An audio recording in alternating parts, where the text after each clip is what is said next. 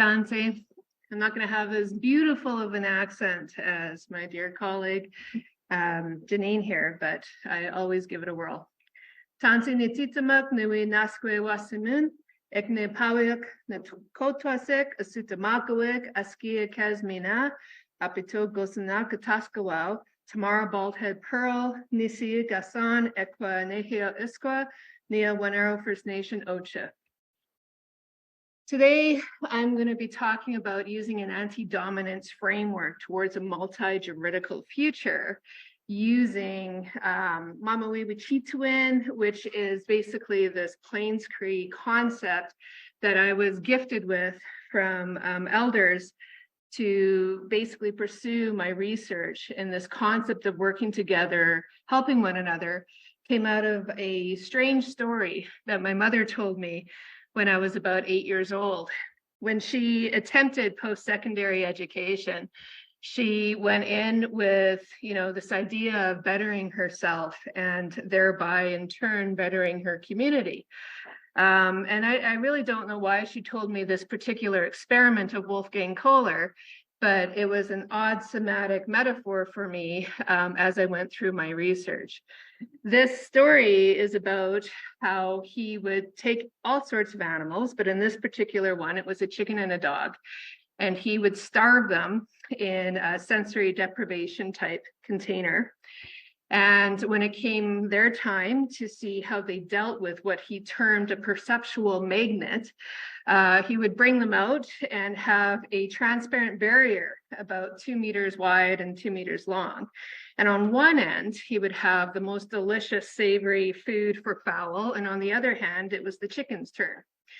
And on that side, the chicken proceeded to kill itself, banging and clawing and getting to this food that it could not get to, and eventually dropped dead. And so up next was the dog, bringing out this half-dead dog to do the same thing. But the dog was different in the sense that it got exhausted, kind of fell back, looked at this food, and then kind of realized there was a barrier. And he just wobbled back up with whatever strength it had, and it went around and hopefully survived.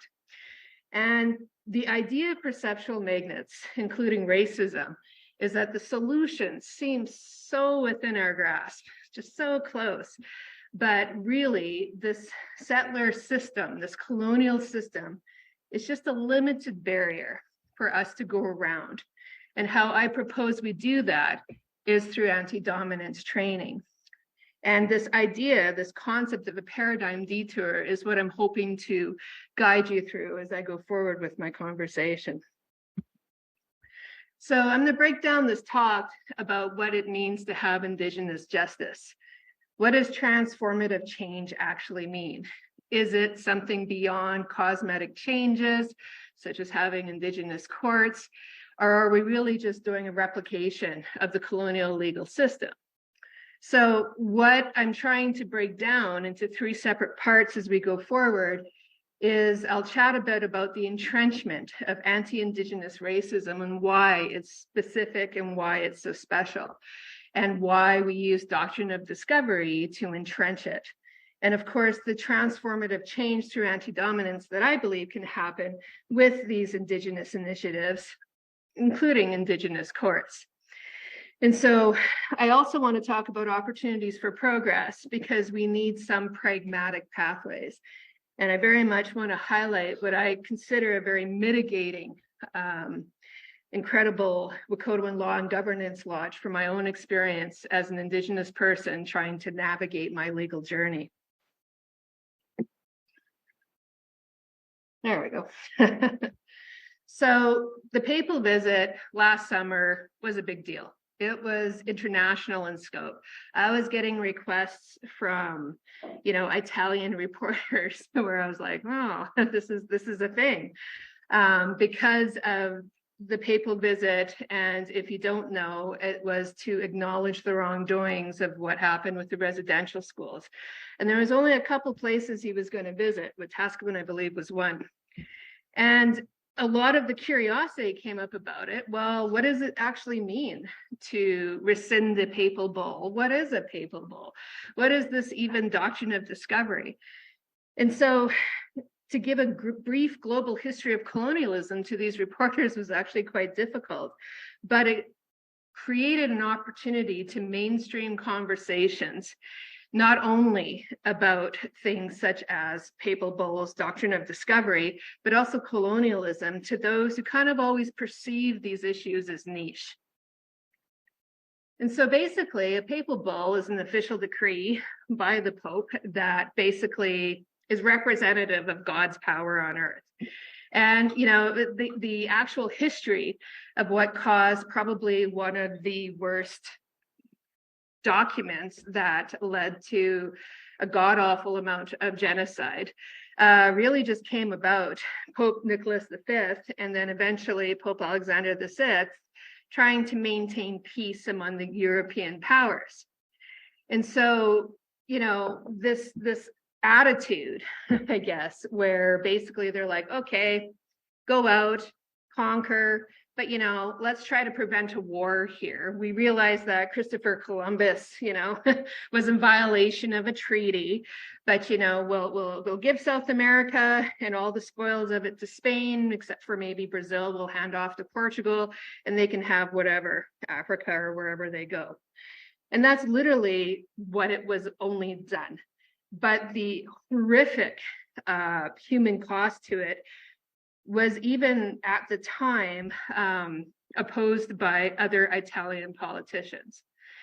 But by the time they actually got around to rescinding it, which they did rescind it a few centuries ago, the damage was already done. And it's interesting because a lot of people don't realize that the doctrine of discovery actually was what came out of it as a response to these papal bulls from other European powers that felt super snubbed by it. They're like, what? How come Spain and, you know, Portugal get all this stuff? We're going to go explore too.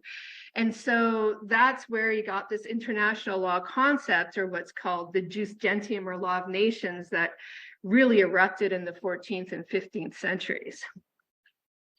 So basically what the doctrine of discovery was is that allowed European nations to basically enter any territory they discover as long as there was terra nullius. And terra nullius meant uninhabited. But then without justification, it expanded to uninhabited by civilized peoples. And so you could tell where that turn was going to go. And here, especially in this area now called North America, but Turtle Island, we had nation-to-nation relationships, however you want to call it, whether you want to call it what Brian Slattery does as a rough equality. The point was, is these treaties were still there. And you don't treat with people that you don't see as nations. But, you know, come, you know, the whole, you know, Buffalo genocide and all the things that come with starvation politics and that kind of like real expansion of settlers coming in huge droves, things changed, especially in the States. And it changed with what's called the Marshall Trilogy, especially Johnson McIntosh, this one particular case, where they're like, okay, yeah, the treaties were a great thing, but now we're going to go towards the doctrine of discovery. You can have your federal, tribal, backwater stuff, but from here on out, this is what we're looking at, especially in this type of case law. And that's how the doctrine of discovery became entrenched in American law, and of course, therefore, became entrenched in Canadian law. And so even though repudiating these papal bulls, or even the doctrine of discovery per se, will not legally change anything, it will have significant symbolic value, especially with what's been mainstreamed in conversation. And I believe that it places pressure on the Supreme Court, along with the many inquiries, including the very powerful ones of unprecedented force, such as the Royal Commission on Aboriginal Peoples, the Truth and Reconciliation Commission, and of course, the United Nations Declaration on the Rights of Indigenous Peoples, that'll push the Supreme Court to not look at the doctrine of discovery, which pretty clearly racist, but to look at the treaties as a foundation for what we have here in these lands. And, there's all kinds of colonial justifications and limits. These are a few of them. But for me, it's really hard to explain the humanity around lived experiences that are a direct result of what seems to be very, almost sterile type perspectives that went into this type of jus gentium, or this type of law of nations. And what I mean by that is that there was a real shift in policy in the early 1800s that took a very dark turn. And it went from treaty making to white racial supremacy. There's just no other way to describe it. This type of social Darwinism. And, it's fascinating because if one is to look at the anti-racism scholarship that's in the States, it's amazing what they've done with it. But the one thing that they really look at is naturalization laws of the states. And so this idea of being white, what is it? It's not that a Norwegian person comes from Norway and shows up here and all of a sudden they're white. They actually make a choice for white supremacy once they settle here. And what is meant by that is that you're still a Norwegian man until you make the decision to poison the wells, rape Black women, decimate Indigenous communities. Then you become a choice of who you are as a settler. And the way I view it, in my opinion anyways, this is why I don't capitalize white, and this is why I don't capitalize settler, because you're still who you are in the sense of your ethnic connections. But to give an idea, the US Supreme Court, they had these cases, naturalization cases, where there was an Indian man and a Chinese woman who were wanting to be white in America. They're like, well, look where we're from. We're from dominance. We are white, so to speak, in our countries. And the court, and it wasn't for a lack of trying, said, well, there's no scientific evidence that race exists, but it's common sense. You're not white. And that's where it became synonymous with being a skin color or a skin tone. Another example is, for example, people say, oh, but the Irish suffered, but the Irish were slaves as well. The thing is, especially when you do get into those really nuanced conversations, you didn't stand actual danger of being enslaved if you were fair. Not in the same way you would stand danger of being enslaved if you were Black. And that's the difference between the two. There's no denial that, of course, there was indentured servitude, AKA slavery of some form for the Irish, but it's not the same in the sense that they eventually could be naturalized in. And so this concept of social Darwinism, this concept of being white, that's what basically took a very strong hold in this concept of systemic racism and dominance. And so how was this entrenchment of white supremacy entering into our laws here? Well, we can look at the 1857 Gradual Civilization Act, where, we tried to civilize the savage lifestyles of Indigenous communities. Clearly, the Constitution, with its federal authority through its head of power over Indians and lands reserved for Indians, which then eventually fed into the Gradual Enfranchisement Act, and then taking all these negotiations that occurred between nations, all of it was brought under this consolidation of the Indian Act in 1876. And so this is a now famous quote, so I have to grab my water. This is a now famous quote from Sir John A. Macdonald. I remember him from a grade 5 experience because my teacher loved the first Prime Minister of Canada, worshipped the man. Could have been, I don't know, she was Scottish, but the point is that this was pretty clear, the attitude at the time. And this particular part of the quote really stands out for me, where an Indigenous person is simply a savage who can read and write.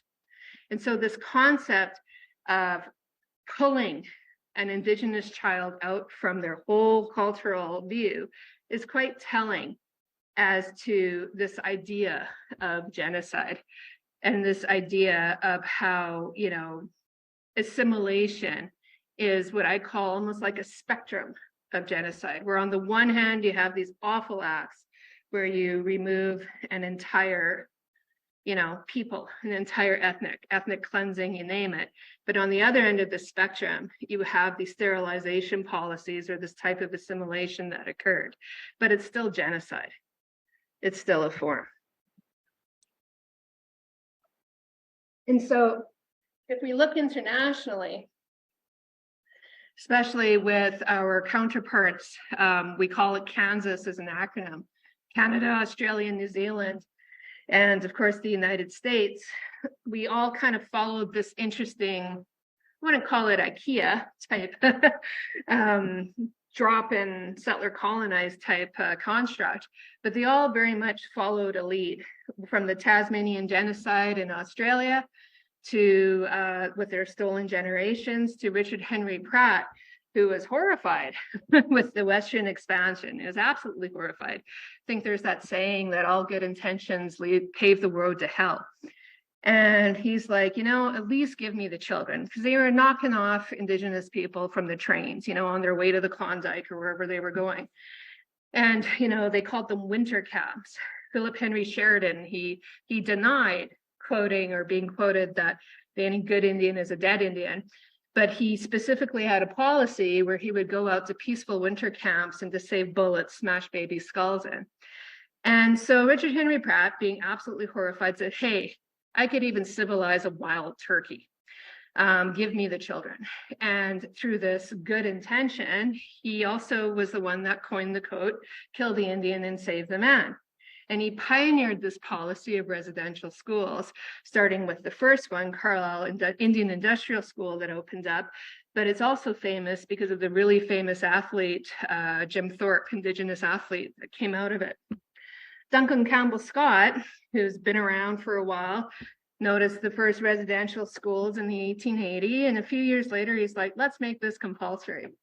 And we'll just scoop up all the children and bring them here. They knew they didn't have the money for residential schools.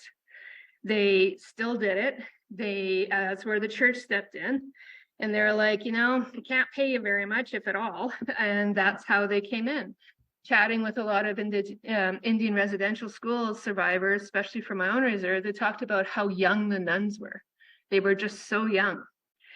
And these policies obviously led to that enormous class action suit with the Indian residential school settlement, and then, of course, with the formal apology with Steve Harper, then Prime Minister, in 2008.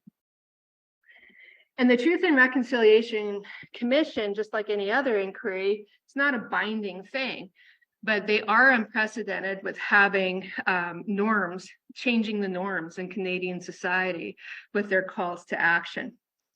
And these calls to action have actually been heeded quite a bit, shockingly, actually, not saying shockingly because I'm being flippant, but it's actually unprecedented in the history of our society to take it to heart in every area. And they're quite clear in their calls to action. The calls to action 27 and 28 is clearly what I'm the most concerned with my own research, where 27 and 28 talk about having a specific need for skills-based anti-racism training, not just for law students, but for the legal profession as well. And there's been a lot of good initiatives, especially with the, you know, the path is one way of going about this cultural competency. Oh, I forgot I had this fancy pull up on a slide here. And so, and this is what kind of led. I remember I actually spent a good almost 2 years in my master's really looking at just one call to action and what it meant to me. And the thing is that it's not saying that anti-racism is simplistic. It's not saying cultural competency necessarily is simplistic. But if it was going to work, would have worked already. So why is it so hard to change things? Why is it so hard to bring about genuine systemic change? Wow. I believe, and I kind of skipped ahead, but you saw in law school curriculum, I believe that law schools are actually ground zero. We're ground zero for systemic change here in how we basically replicate our systems. When I first proposed this idea of anti-dominance and how I wanted to challenge the unarticulated assumptions that remain in law school curriculum, that Canadian state law is the only sole legitimate source of law in Canada, one of my committee members, Sakaj Youngblood Henderson, who is one of the original drafters of UNDRIP and a really special, amazing legal scholar in his own right, said to me, well, you're fighting a ghost, Tamara. And it is fighting a ghost, but I believe that we should fight the ghost. But how we do it is obviously proven super difficult. And the way I define this ghost, or bring this ghost out into the open, is talking about how we're actually all victims of settler colonialism, whether you benefit from it or not. And on one end of the spectrum of victimization are the dominant privileged haves who really do benefit by things staying the way they are, at least temporarily until climate change gets us. And on the other end is the subordinate marginalized have-nots.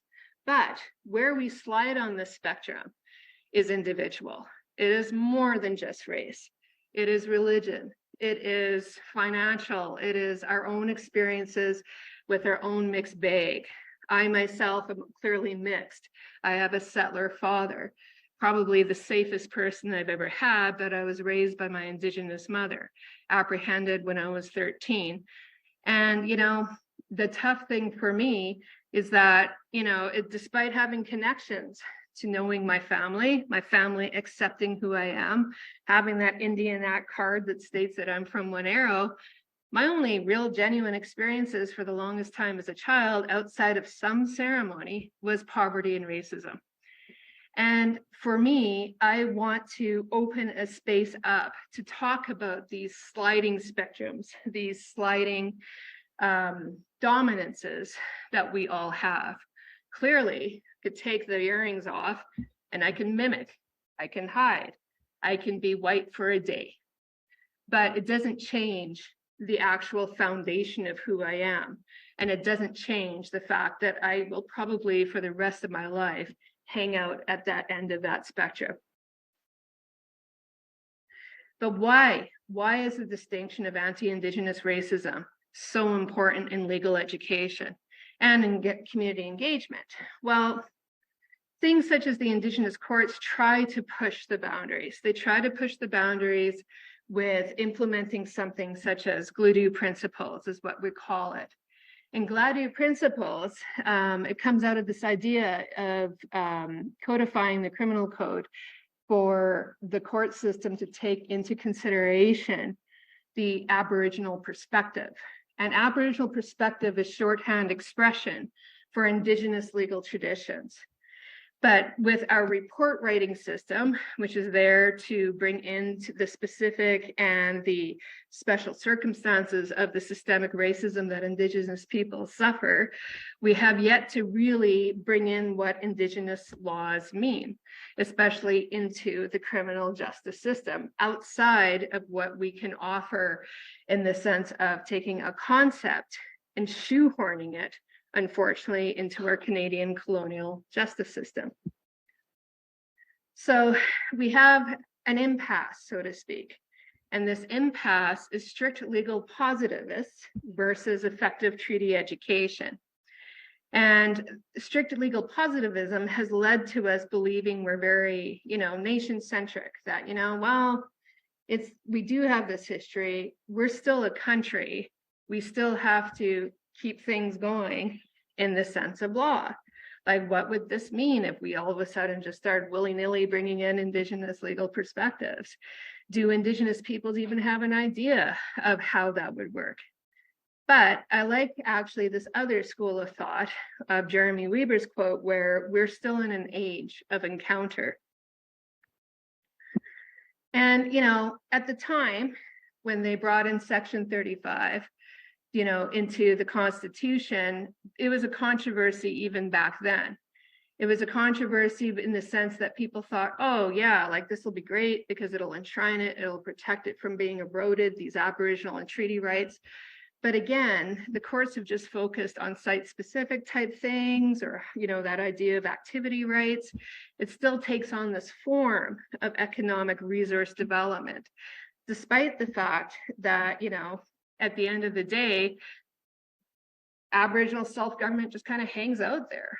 And, these ideas, these other rights, just kind of hang out there. No one actually has explored them.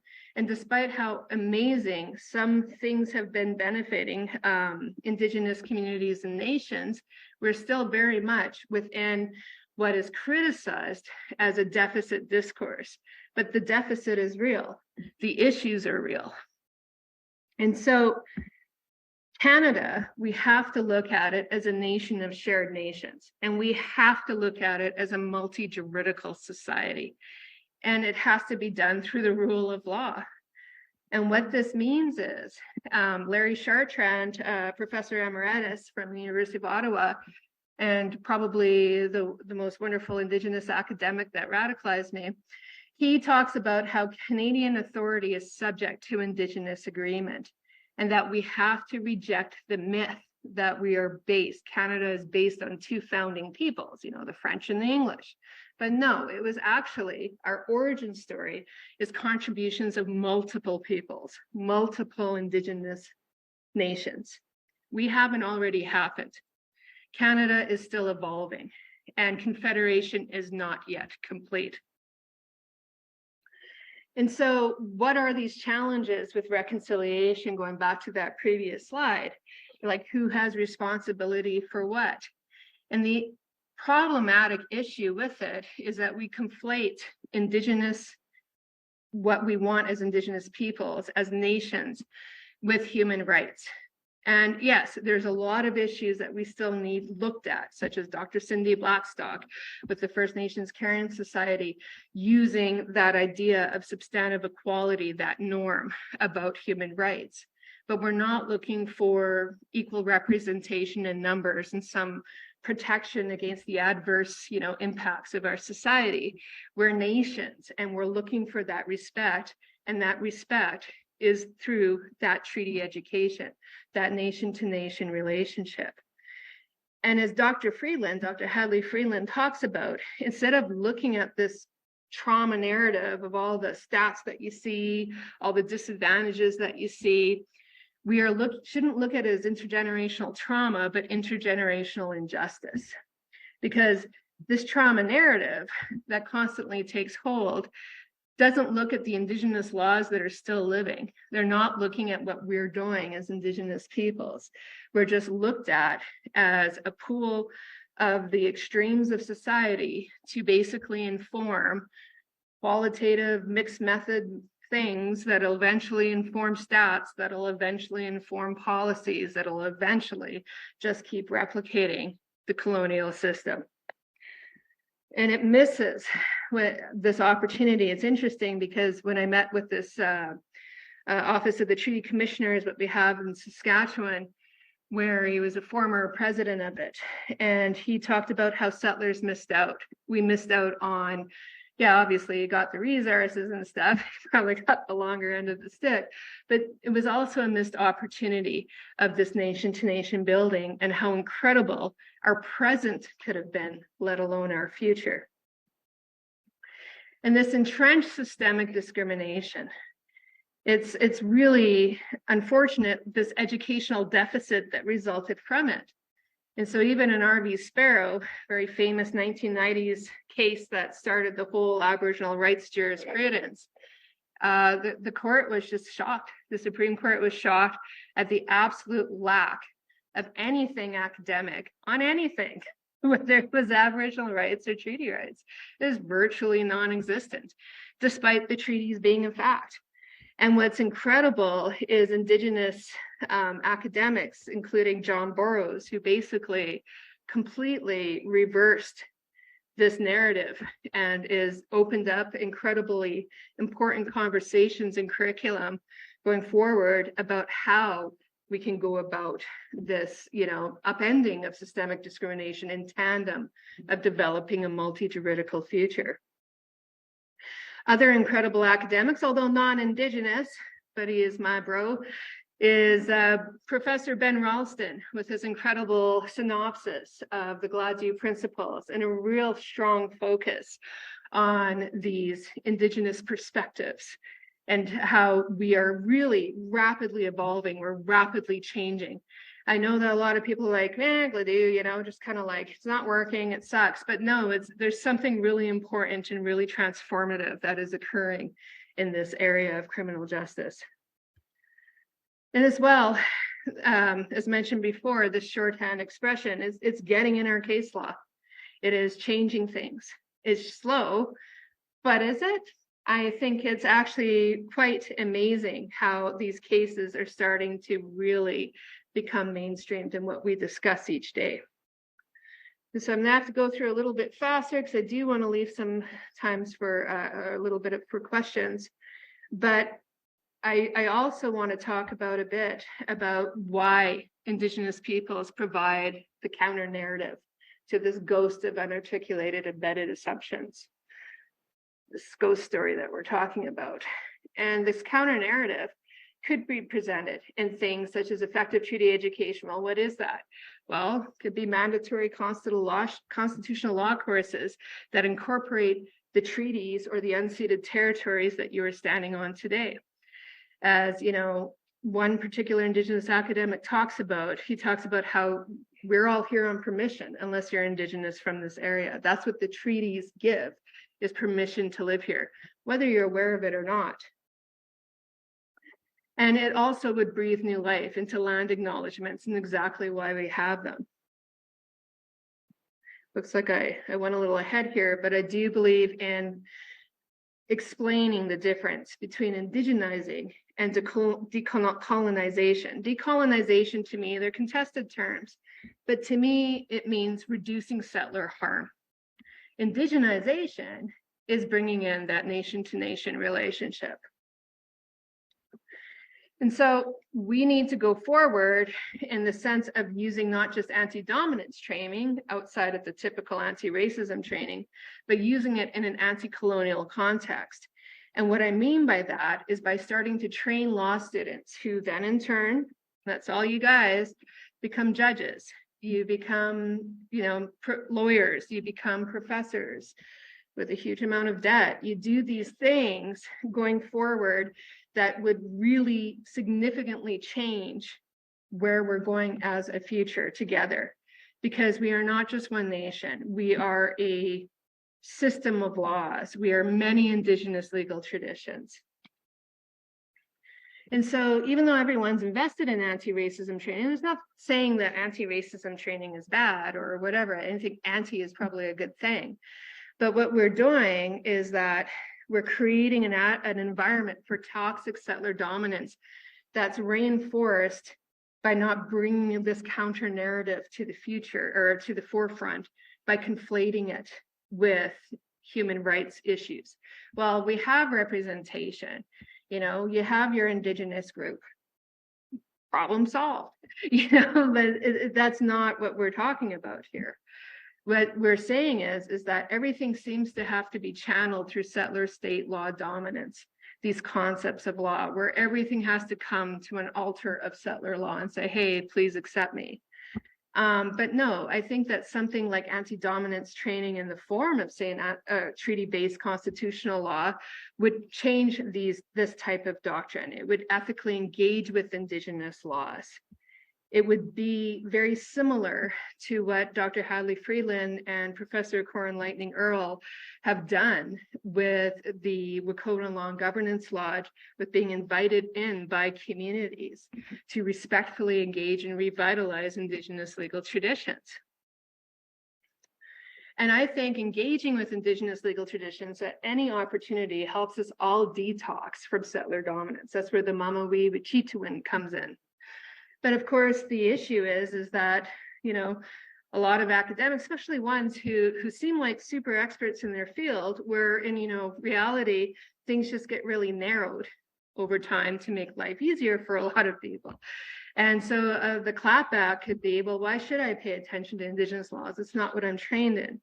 Well, actually, eventually it's going to come up. It's going to come up in practice. A case is going to come to you that you have to deliberate on that involves Indigenous legal traditions. And as the late Justice Finch has talked about, it's our duty to learn. We have to afford equal standing, not just to the common law, but to Indigenous legal traditions, not just a mere cultural accommodation within a dominant legal framework. And so I guess I just want to end, hopefully, because I have a few more slides here, but it's amazing how quick an hour goes, as I tell my students. But I wanted to end with the fact that we are extremely diverse, but that shouldn't be like something that causes concern. If anything, it should be an opportunity to look at what new things we can look at, new things that we can infuse life into, where, you know, there's a lot of really awful things happening in the world. There's a lot of really incredibly horrifying things I have to talk to my child about. And this gives me hope, and it should give us all hope, instead of having a very nihilistic view as to what we're doing in our law profession. As someone who comes from a very, you know, Indigenous background that very much played with intergenerational issues, I feel it's so important for us to work together and ask the hard questions, and not in a Caillou, nighty sense of creating a safe space, but kind of there, where we need a place to be able to deal with the fact that, say, we don't know our ABCs and everything Indigenous, but to also be guided through what these harder, more jurisprudence type questions and issues could be. Say, who knows, maybe you're the head of an inquiry someday. Who knows, you know, what these paths could lead to. And so I just wanted to quickly end with the story about the Buffalo Rock, or Herschel's Sacred Pictograph Rock, and how ancient Indigenous Cree law is in the area that I'm from. My secret first love is archaeology, and it's my undergrad background. And the one thing that, as an Indigenous person, I absolutely loved about it was knowing that they didn't do any kind of excavation anymore without getting elders' permission. And there were many areas where we couldn't actually do more than a pedestrian survey. And I was just like, it's so heartwarming to be around artifacts such as this that is so ancient, that the best way I could put it is when you hold it up to your ear, it's like, you know, a voice from your ancestors from the past. And so Wicihitowin is really important to me. You can probably get the idea that I spent a lot of my childhood in the core neighborhoods of Saskatoon. And Wicihitowin's just outside of it. And it's kind of interesting because it's called a land island. There's only one of two in the world. And I think they might have their World UNESCO Heritage Site now. But basically, it's a meeting ground where it has the most dense amount of flora and fauna. And it's like literally an island inside land. And it was a meeting ground for various diverse Indigenous nations. And as you go through the layers there, there's a lot of field excavation schools that go through there. You see the layers of possibly Indigenous laws and interjurisdictional Indigenous lawmaking that happened between all over North America that came to this particular sacred place. I don't have time to get into the story of Buffalo Child, but this is a statue that was made in front of the place where it talks about a buffalo being born from rock. And in this Cree story, it's about a child that turns into rock out of choice. And so it's this idea of reclamation, this idea of the buffalo coming home. And I'm hoping that as we go forward for Hope for My Child, you know, I spent too much time being negative, and I spent too much time being nihilistic in my life, that the least I could do is to contribute to the growth of my daughter by showing her a multi-juridical future in the work that I do. And with that, thank you very much. And I'll take questions if there's any.